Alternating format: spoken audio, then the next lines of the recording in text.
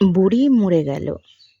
বুড়োটা ভাঁজ হয়ে থাকা চামড়ার মাঝে ছোট্ট বসে যাওয়া চোখ দিয়ে দেখল। কিছু জল চোখের কোণ থেকে ঝরে পড়ল।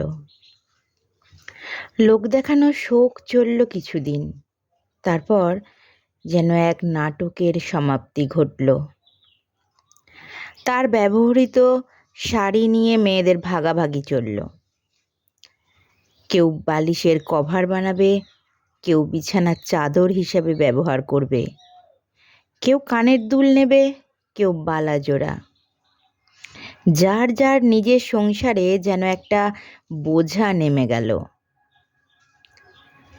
বুড়ো একা বসে বসে দেখে তাদের কাণ্ড কারখানা।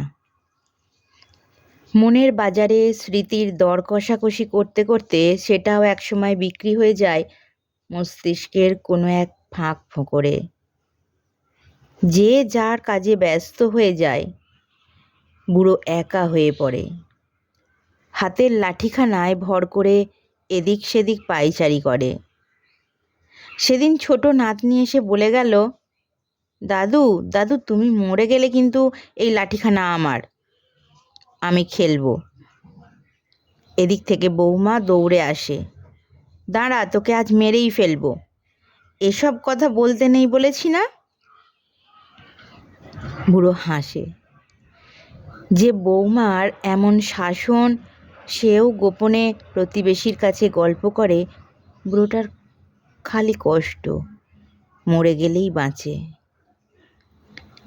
সেদিন নাতি তার বন্ধুদের নিয়ে তার ছোট ঘরে আড্ডা দিচ্ছে আর বলছে, দাদুর অবস্থাও বেশ ভালো নয়, কিছুদিনের মধ্যেই উইকেট পড়ে যেতে পারে। তখন ওই ঘর আমার, তখন জমিয়ে আড্ডা হবে। বুড়ো শুধু আকাশের দিকে তাকিয়ে দীর্ঘশ্বাস ছাড়ে। দুই ছেলের মাঝে তো প্রায় দিন ঝগড়া লেগেই থাকে, বুড়ো কার কাছে কদিন খাবে এই নিয়ে।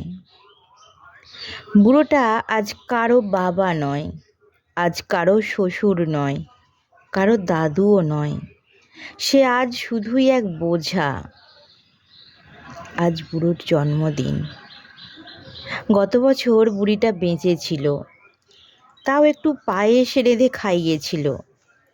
আজ সারাটা দিন গেল, কেউ কিছুই বলল না। কেই বা বলবে, যার মৃত্যুর জন্য সকলে মুখিয়ে আছে?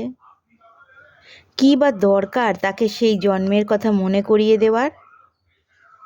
অথচ কিছুদিন আগে কত লোক খাইয়ে নাতনির জন্মদিন পালন করা হলো। বুড়োর হিসেবটা জমা পড়ে আছে, কারণ তার মৃত্যুর পরেও তো অনেক মানুষকে খাওয়াতে হবে। সেখানেও দুই ভাইয়ের ঝগড়া হবে খরচ করা নিয়ে। বুড়িটার বেলাতে তো তাই হয়েছিল। বুড়ো ভাবে, কিসের এই জীবন, কাদের জন্য এত কিছু। বুড়ো চশমাটা চোখ থেকে নামিয়ে চোখটা মুছে নেয়। কেমন যেন ঝাপসা হয়ে যাচ্ছে সব।